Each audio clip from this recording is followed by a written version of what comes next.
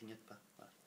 Oui, donc premier essai de prise de contrôle d'un jouet robot humanoïde, le robot Sapien V1 de Woui, avec une Arduino, un projet que je vais stopper pour une simple raison, c'est que c'est beaucoup trop chronophage et passionnant.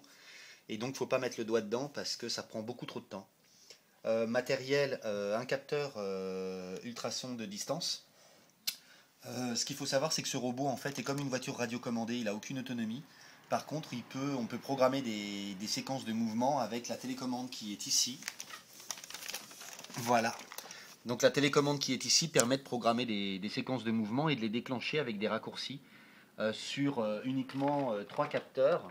Un capteur ici sur le pied, un autre ici, et puis un capteur de son quand il reçoit une chic-node qu'il entend un claquement de main à côté. Donc le but évidemment, c'est de le rendre semi-autonome, de le faire agir en fonction de contenu qui tombe sur Internet, peut de le piloter avec un iPhone ou de le faire réagir à ce qui est autour de lui. Donc le premier essai, c'est une prise de contrôle avec une carte électronique Arduino de ce robot. Donc pour ça, ce qu'on fait, c'est que comme j'y connais rien au niveau de la programmation, je ne veux pas rentrer dans le processeur qui se trouve à l'intérieur du robot. Deuxième chose, je n'ai pas de moyen de décoder les signaux infrarouges qui viennent du robot parce que je n'ai pas ce qu'il faut tout simplement, alors que c'est tout à fait possible avec Arduino. Donc l'idée pour un débutant comme moi sur ce type de projet, c'est tout bonnement en fait de prendre le contrôle de la télécommande. La télécommande contrôle le robot et donc si j'arrive à contrôler la télécommande, je dois pouvoir contrôler le robot. Deuxième idée, le robot, s'il est semi-autonome ou qu'il réagit, il faut qu'il reçoive les ordres de la télécommande un peu partout où il se trouve, d'où le sac à dos. Donc dans ce sac à dos, qu'est-ce qu'on a? On a la télécommande d'origine, d'accord? On a ici des branchements qui sont soudés à l'intérieur de la télécommande sur tous les contacts qui correspondent aux touches. Et donc pour l'instant, sur cette démonstration, j'ai utilisé le contact unique le plus important, d'accord, qui est la touche ici Programme Play. L'idée, c'est qu'on programme tellement simplement le robot avec la télécommande normale qu'on va avoir un mode normal dans lequel on programme le robot avec la télécommande et puis un mode dans lequel on prend le contrôle avec la carte Arduino qui est à l'intérieur. D'accord?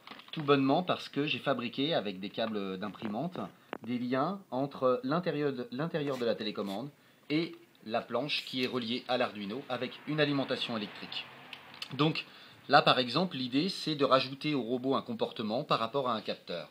Donc le principe c'est que j'ai fait un petit programme, d'accord? Ici on peut voir que la télécommande, d'accord, passe du vert au orange et au noir qui est le mode normal de la télécommande.